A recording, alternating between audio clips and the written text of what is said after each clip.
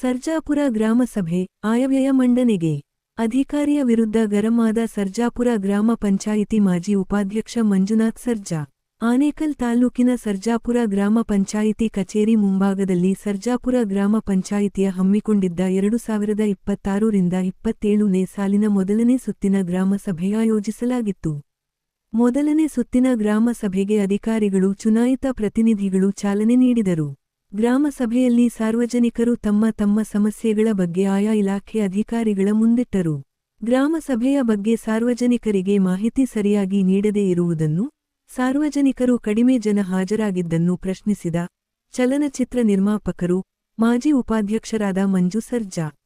ಸಮಸ್ಯೆಗಳ ಸುರಿಮಳೆ ಸಾಲು ಸಾಲಾಗಿ ಮಂಡಿಸಿದರು. ನೀರು, ಒಳಚರಂಡಿ ಸ್ವಚ್ಛತೆ, ಬೀದಿ ದೀಪ, ಕೆಲವು ಕಡೆ ಸ್ಯಾನಿಟರಿನಲ್ಲಿ ಸುಗಮವಾಗಿ ನೀರು ಹೋಗದೇ ಇರುವುದು, ರಸ್ತೆ ನವೀಕರಣ ಮಾಡದಿರುವುದು, ನವೀಕರಣ ಬಗ್ಗೆ ಪ್ರಸ್ತಾಪ, ಕೆಲವು ಮನೆಗಳಿಗೆ ನೀರು ಪೂರೈಕೆ ಇಲ್ಲದಿರುವುದು, ಸರ್ಕಾರಿ ಜಮೀನಲ್ಲಿ ಮನೆ ಕಟ್ಟಿಕೊಂಡಿರುವ 94 ಸಿಸಿ ಅಡಿಯಲ್ಲಿ ಹಕ್ಕುಪತ್ರ ವಿತರಣೆ ಹಾಗೂ ಕಡು ಬಡವರು ಸರ್ಕಾರಿ ಜಾಗದಲ್ಲಿ ಮನೆ ಕಟ್ಟಿಕೊಂಡಿರುವವರಿಗೆ ಖಾಯಮಾಗಿ ದಾಖಲೆ ನೀಡಬೇಕೆಂದು, ಹೆಣ್ಣು ಮಕ್ಕಳಿಗೆ ಕ್ಯಾನ್ಸರ್ ತಡೆಗಟ್ಟುವ ಚಿಕಿತ್ಸೆ ತೆಗೆದುಕೊಳ್ಳಬೇಕೆಂದು ಆರೋಗ್ಯ ಇಲಾಖೆಯವರು ಪ್ರಸ್ತಾಪಿಸಿದರು. ಚಿಕಿತ್ಸೆ ಯಾವುದೇ ರೀತಿಯ ಅಡ್ಡ ಪರಿಣಾಮ ಇಲ್ಲ ಎಂದು ಸ್ಪಷ್ಟವಾಗಿ ಆರೋಗ್ಯ ಇಲಾಖೆ ತಿಳಿಸಿದ್ದು, ಈ ಔಷಧಿ ಖಾಸಗಿ ಆಸ್ಪತ್ರೆಯಲ್ಲಿ 5,000ದಿಂದ 10,000ವರೆಗೆ ಹಣ ವೆಚ್ಚ ಇದ್ದು ಸರ್ಕಾರಿ ಆಸ್ಪತ್ರೆಯಲ್ಲಿ ಉಚಿತವಾಗಿ ನೀಡಲಾಗುತ್ತದೆ ಎಂದು ತಿಳಿಸಿದರು. ಇಲಾಖೆ ಅಧಿಕಾರಿಗಳ ಮುಂದೆ ಸಾರ್ವಜನಿಕರು ಅಹವಾಲುಗಳನ್ನು ಮಂಡಿಸಿದರು. ಅಧಿಕಾರಿಗಳು ಎಲ್ಲಾ ವಿಚಾರವನ್ನು ಗಮನಿಸಿದ ನಂತರ ಇಲಾಖೆಗಳಲ್ಲಿ ದೊರೆಯುವಂತಹ ಸೌಲಭ್ಯಗಳು ಹಂತ ಹಂತವಾಗಿ ಬಗೆಹರಿಸಿಕೊಡುತ್ತೇನೆಂದು ಸಾರ್ವಜನಿಕರಿಗೆ ಮಾಹಿತಿ ನೀಡಿದರು. ಇದೇ ಸಂದರ್ಭದಲ್ಲಿ ಶಾಲಾ ವಿದ್ಯಾರ್ಥಿಗಳಿಗೆ ವಿಜಯವಾಣಿ ಪತ್ರಿಕೆ ವರದಿಗಾರರು ಕಿಶೋರ್ ಚಕ್ರವರ್ತಿ ಮುಖಾಂತರ ವಿದ್ಯಾರ್ಥಿ ಮಿತ್ರ ವಿತರಣೆ ಮಾಡಿಸಿದರು. ಗ್ರಾಮಸಭೆಯ ಅಧ್ಯಕ್ಷತೆಯನ್ನು ಸರ್ಜಾಪುರ ಗ್ರಾಮ ಪಂಚಾಯಿತಿ ಆಡಳಿತ ಅಧಿಕಾರಿ ಎಸ್.ಕೆ. ಹರೀಶ್ ರವರು ವಹಿಸಿದ್ದರು. ಗ್ರಾಮಸಭೆಯಲ್ಲಿ ಮಾಜಿ ಅಧ್ಯಕ್ಷರಾದ ಶ್ರೀನಿವಾಸ್ ಬುಡುಗಪ್ಪ, ಕಲಾವತಿ ಮೂರ್ತಿಕುಮಾರ್, ಶ್ರೀಮತಿ ಲಲಿತಮ್ಮ, ಸರ್ಜಾಪುರ ಗ್ರಾಮ ಪಂಚಾಯಿತಿ ಅಭಿವೃದ್ಧಿ ಅಧಿಕಾರಿ ಸುಬಾನ್ ಖಾನ್, ಕಾರ್ಯದರ್ಶಿ ನಂಜಾರೆಡ್ಡಿ, ಇಲಾಖೆ ಅಧಿಕಾರಿಗಳು ಹಾಗೂ ಸಾರ್ವಜನಿಕರು ಮತ್ತು ಪಂಚಾಯಿತಿ ಸಿಬ್ಬಂದಿ ವರ್ಗದವರು ಭಾಗವಹಿಸಿದ್ದರು. 29-30 ಮನೆ ಮನೆ ಭೇಟಿ ನೀಡಿ ನಮ್ಮ ಅಂಗನವಾಡಿ ಕಾರ್ಯಕರ್ತರು ಮತ್ತು ಆಶಾ ಕಾರ್ಯಕರ್ತರು ತಂಡವಾಗಿ ಬಂದು ನಿಮ್ಮ 5 ವರ್ಷದ ಮಕ್ಕಳು ಎಲ್ಲ ಒಂದು ಮಗುನೂ ಬಿಟ್ಟು ಹೋಗ್ದಂಗೆ ಅವರು ಪೋಲಿಯೋ ಡ್ರಾಪ್ಸ್ನ ನಿಮ್ಮೆಲ್ಲರಿಗೂ ಮಕ್ಕಳಿಗೆ ಆಗ್ತಾರೆ. ಇದನ್ನು ದಯವಿಟ್ಟು ಎಲ್ಲರೂ ತಾವು ಸಹಕಾರ ಕೊಡಿ. ಹಾಗೂ ನಾನು ಈ ದಿನ ಹೊಸದಾಗಿ ಚಾರ್ಜ್ ತಗೊಂಡಿದ್ದ ನಾನು ಒಂದು ಸಣ್ಣ ಅಬ್ಸರ್ವೇಷನ್ ಹೇಳಕ್ಕೆ ಇಷ್ಟಪಡ್ತೀನಿ. ನಮ್ಮ PSC ವ್ಯಾಪ್ತಿಯಲ್ಲಿ ತುಂಬ ಪಾರ್ಕಿಂಗ್ ಆಗ್ತಾ ಇದೆ ವೆಹಿಕಲ್ಸ್. ಅದು ನನ್ನ ಬೆಳಗ್ಗೆ ಗಮನಿಸಿದೆ, ಒಂದು ವಾರ ಮುಂಚೆ ಕೂಡ ಬಂದು ನೋಡ್ಕೊಂಡು ಹೋಗಿದೆ ಆಸ್ಪತ್ರೆಗೆ. ಹೇಗಿದೆ ಒಂದು ಸ್ವಲ್ಪ ಪಾರ್ಕಿಂಗ್ ಏನಾದರೂ ಪಂಚಾಯತಿ ಕಡೆಯಿಂದ ಸ್ವಲ್ಪ ಏನಾದರೂ ವ್ಯವಸ್ಥೆ ಅಂತಂದರೆ ಏನೋ ಟೆಂಡರ್ ಥರ ಕರೆದ್ಬಿಟ್ಟು ಅದು ಏನಾದರೂ ಚಾರ್ಜಸ್ ಥರ ಮಾಡ್ತೀರೋ, ಅಥವಾ ಯಾಕಂದರೆ ಅಲ್ಲಿ ಒಂದು ಅಡ್ಡಾದಿಡ್ಡೆ ಅನ್ನಿಸೋದ್ರಿಂದಾಗಿ ರೋಗಿಗೆ ಬರೋಕ್ಕೆ ಸ್ವಲ್ಪ ತೊಂದರೆ ಆಗ್ಬೋದು ಅಂತ ಅನ್ನಿಸ್ತು. ಇದ್ರ ಬಗ್ಗೆ ಏನಾದರೂ ಪಂಚಾಯತಿ ಕಡೆಯಿಂದ ಒಂದು ಸಪೋರ್ಟ್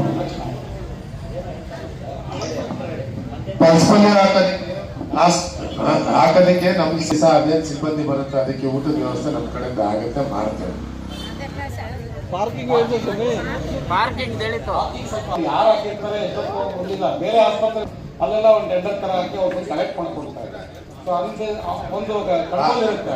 ಪಾರ್ಕಿಂಗ್ ವಿಷಯ ನಿಮ್ಮ ಅಲ್ಲಿ ಯಾರಿಗಾನ ಎಲ್ಲ ಆಚೆ ಎಲ್ಲ ಕಳ್ಸಕ್ಕೆ ಪಾರ್ಕಿಂಗ್ ಸಾಮಾನ್ಯ ಲೇಡೀಸ್ ಬಂದಿರ್ತಾರೆ, ಏನಮ್ಮ ನೀನು ಇರಮ್ಮ ನೀನು ಅಂತ.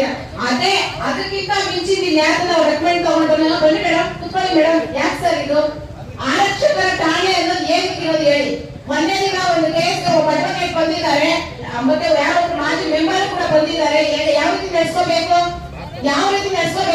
ಏನ್ ಖುಷಿ ನಡೆಯಪ್ಪ ಶಾಲೆಗೆ ಅಂತನ. ಇದನ್ನ SP ವರೆಗೂ ನಾವು ಕಳ್ಸಿದೀವಿ. SP ಆನೆಕಲ್ ಮೊನ್ನೆ ಮೀಟಿಂಗ್ ಮಾಡಿದಾಗ ಒಬ್ಬ ಸರ್ಕಲ್ ಇನ್ಸ್ಪೆಕ್ಟರ್ ಕೂಡ ಹೋಗಿಲ್ಲ. ಯಾಕಂದ್ರೆ ಎಲ್ಲರೂ ಸೇರ್ಕೊಂಡು ನಮ್ಗೆ ಮುಗಿತಾರೆ ಸರ್, ನೀವೇ ಸಾಲ್ವ್ ಮಾಡಿ ಕಳಿಸಿ ಅಂತ ಹೇಳಿದ್ದಾರೆ. ದಯವಿಟ್ಟು ಪೊಲೀಸ್ ಸ್ಟೇಷನ್ ಅಲ್ಲಿ ನಡೀತಾ ಇದೆ ಸರ್.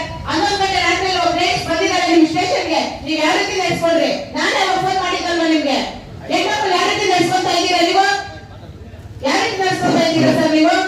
ದಯವಿಟ್ಟು ನೋಡಿ, ರಿಕ್ವೆಸ್ಟ್ ಅಂತ ಅನ್ಕೊಂಡ್ರಿ, ಏನಾದ್ರೂ ಅನ್ಕೊಂಡ್ರಿ, ಪೊಲೀಸ್ ಸ್ಟೇಷನ್ಗೆ ಸಾಮಾನ್ಯ ಜನರು ಬಂದಾಗ ಅವರಿಗೆ ಸ್ಪಂದಿಸಿ ಸರ್ ನೀವು. ಅದಕ್ಕೆ ಮುಂಚೆ ಯಾವ ರೀತಿ ಬಿಹೇವ್ ಮಾಡ್ತೀರಾ, ಅದಾದ್ಮೇಲೆ ರೆಸ್ಪೆಕ್ಟ್ ಬಂದಾಗ ಯಾವ ರೀತಿ ಬಿಹೇವ್ ಮಾಡ್ತೀರಾ ಎಲ್ಲ ನಮ್ಗೆ ಗೊತ್ತಿದೆ ಸರ್. ಸಾಮಾನ್ಯ ಜನರು ಇವತ್ತು ಯಾರು ಬರಕ್ಕೆ ಇಷ್ಟಪಡ್ತಾ ಇಲ್ಲ ಸರ್ ಸ್ಟೇಷನ್ಗೆ. ಎಷ್ಟೋ ಜನ ಹತ್ಕೊಂಡು ಬಂದಿದ್ದಾರೆ. ಏನ್ ತಗೊಂಡು ನಾವು ಹೋಗೋದು ಸ್ಟೇಷನ್ಗೆ, ಸುಮ್ಮನೆ ನಮ್ಗೆ ಗೋಳಿ ಬಂದ ಹೊರತು ನಮ್ಗೆ ಯಾವ ಕೆಲಸವನ್ನು ಆಗಲ್ಲ ಅಂತ ಇದ್ದಾರೆ. ಹೇಳಿ ಸರ್. ಈಗ ಬರ್ತಾರೆ, ಯಾರು ನಮ್ಮಲ್ಲಿ ಸಂಬಂಧಪಟ್ಟ ಇನ್ಸ್ಪೆಕ್ಟರ್ಗೆ ರಿಪೋರ್ಟ್ ಮಾಡ್ಬೋದಲ್ಲ ನೀವು ಸರ್? ನೀವು ಬೇರೆ ಸರಿ ಯಾರು ಸರ್ ಈಗ ಸಂಬಂಧಪಟ್ಟ ಇನ್ಸ್ಪೆಕ್ಟರ್ ಇಲ್ಲಿ ಮುಂಚೆ ಇತ್ತು ಸರ್, ಇಲ್ಲಿ ಆಮೇಲೆ ಇತ್ತು, ಆಮೇಲೆ ನಮ್ಮ ವ್ಯವಸ್ಥೆ DHO ಅಂತ ಮಾತಾಡ್ತಾರೆ.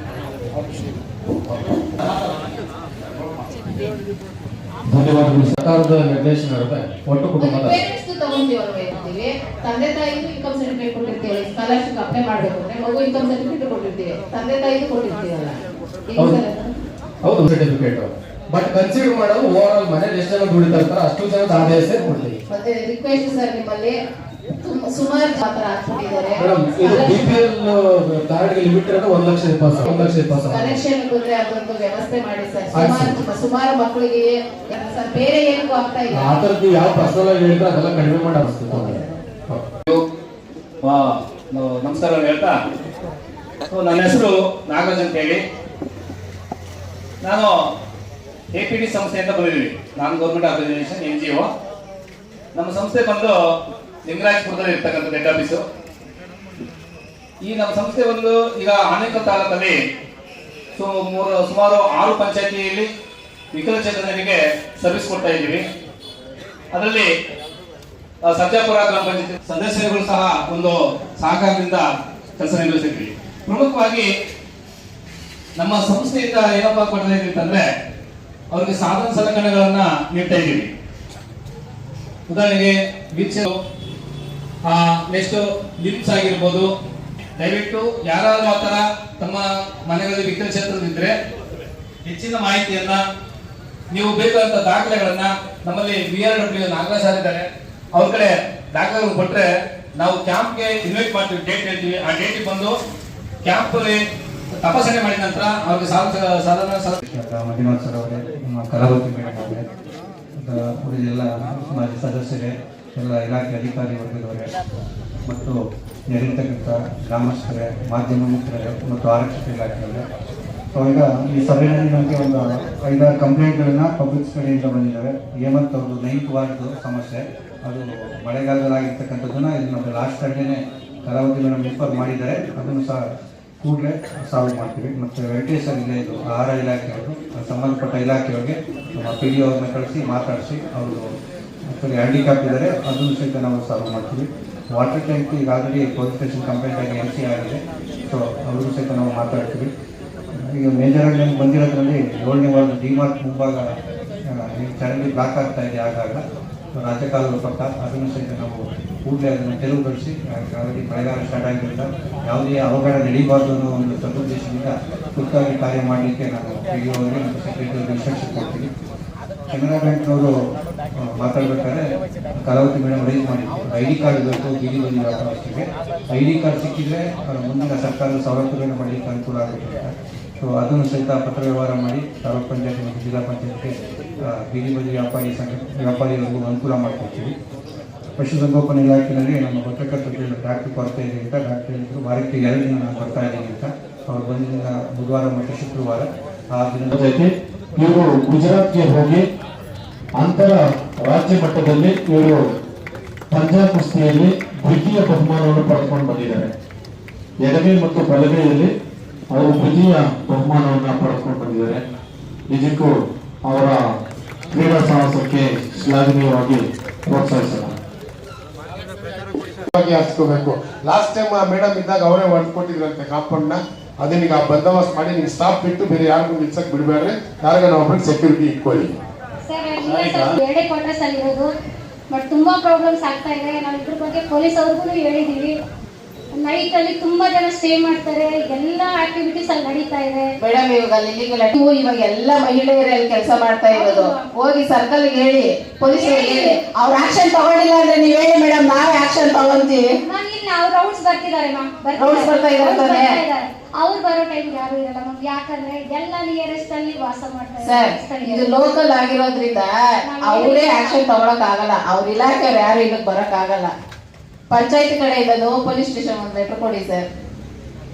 ನಾವೇನಾದ್ರೂ ಹೇಳಕ್ ಹೋಯ್ತು ಅಂದ್ರೆ ನಾವ್ ಇಲ್ಲಿನವ್ರೇ ಅಲ್ವಾ, ಒಂದೇ ಮಾತು ಮಾತಾಡ್ತಾರೆ. ನಮ್ಗೆ ಅವಾಯ್ಡ್ ಮಾಡ್ತಾ ಇದ್ರ ಅನ್ನೋದು ದಯವಿಟ್ಟು ಸರ್ ನಮ್ಮ ಪೊಲೀಸ್ ಇಲಾಖೆಯವರು ನಮ್ಮ ಅಧಿಕಾರಿಯ ಕೇಳ್ಕೊಳ್ತಾ ಇದೀನಿ. ಬೀಟ್ ಬರ್ತೀರಲ್ಲ ಸ್ವಲ್ಪ ಒಂದು ಅರ್ಧ ಗಂಟೆ ನಿಂತ್ಕೊಂಡು ಅವ್ರು ವೆಯ್ಟ್ ಮಾಡ್ಬಿಟ್ಟು ಓಡಿಸ್ಬಿಟ್ಟು ಸ್ವಲ್ಪ ವ್ಯವಸ್ಥೆ ಮಾಡಿ ಪಂಚಾಯತಿಂದ ಬೇಕಾದ್ರೆ ಲೆಟರ್ ಕೊಡ್ತೀವಿ ಸರ್, ಅವ್ಯವಸ್ಥೆ ಆಗಿದೆ ಸರಿಪಡಿಸೋದಕ್ಕೆ. ಸರ್ ಆಮೇಲೆ ಪೊಲೀಸ್ನವರು ಅವರು ಬೇಕಾಗಿ ಓಡಾಡಲ್ಲ.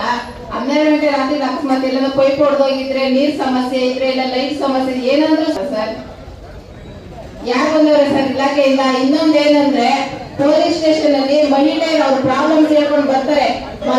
ಮೊದಲನೇ ಬಾರಿ, ಯಾಕಂದ್ರೆ ಗ್ರಾಮ ಪಂಚಾಯತಿ ಸಂಬಂಧಪಟ್ಟ ಆ ಸದಸ್ಯರುಗಳೆಲ್ಲ ಡಿಸಲ್ ಆದ್ಮೇಲೆ ಅಧಿಕಾರಿಗಳ ಮುಖಾಂತರ ಇವತ್ತು ಏನು ಗ್ರಾಮ ಸಭೆ ನಡೆದಿರ್ತಕ್ಕಂಥದ್ದು ಸರ್ಜಾಪುರ ಗ್ರಾಮ ಪಂಚಾಯತಿಯಲ್ಲಿ. ಇವತ್ತು ಹರೀಶ್ ಸರ್ ಅಂತ ನಮ್ಮ ಆಡಳಿತ ಅಧಿಕಾರಿಗಳು ಮತ್ತೆ ಅವ್ರ ಜೊತೆ ನಮ್ಮ PDO ಸುಭಾನ್ ಖಾನ್ ರವರು ಮತ್ತೆ ಸೆಕ್ರೆಟರಿ ನಂಜಾರೆಡ್ಡಿ ಅವರು ಮತ್ತೆ ಬಿಲ್ ಕಲೆಕ್ಟರ್ಗಳು ಎಲ್ಲರೂ ಅವ್ರ ಜೊತೆ ಕೈ ಜೋಡಿಸಿ ಇವತ್ತೇನು ಸರ್ಜಾಪುರ ಗ್ರಾಮ ಪಂಚಾಯತಿಯ ಗ್ರಾಮ ಸಭೆಯನ್ನ ಏರ್ಪಡಿಸಿತ್ತು.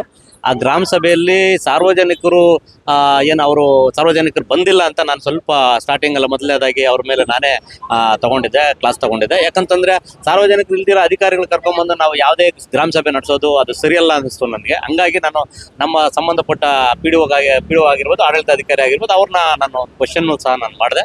ಸೊ ಹಂಗಾಗಿ ಯಾಕಂತಂದ್ರೆ ಸುಮಾರು ಇಲಾಖೆಗಳು ಸಂಬಂಧಪಟ್ಟ ಇಲಾಖೆಗಳವರು, ನಮ್ಮ ಪಂಚಾಯತಿಗೆ ಸಂಬಂಧಪಟ್ಟ ಇಲಾಖೆಗಳವರು, ಎಲ್ಲ ಇಲಾಖೆಗಳವರು ಬಂದಿದ್ರು. ಕಂದಾಯ ಆಗಿರ್ಬೋದು, BO ಎಜುಕೇಶನ್ ಡಿಪಾರ್ಟ್ಮೆಂಟ್ ಅವ್ರು ಆಗಿರ್ಬೋದು, ತೋಟಗಾರಿಕೆ ಇರ್ಬೋದು, ಆರೋಗ್ಯ ಇಲಾಖೆ ಇರ್ಬೋದು, ಸುಮಾರು ಸಂಬಂಧಪಟ್ಟ ಇಲಾಖೆಗಳವರು ನಮ್ಮ ಗ್ರಾಮ ಸಭೆಗೆ ಹಾಜರಿದ್ರು. ಮತ್ತೆ ಪೊಲೀಸ್ ಡಿಪಾರ್ಟ್ಮೆಂಟ್ ಆಗಿರ್ಬೋದು, ಎಲ್ಲರೂ ಹಾಜರಿದ್ರು.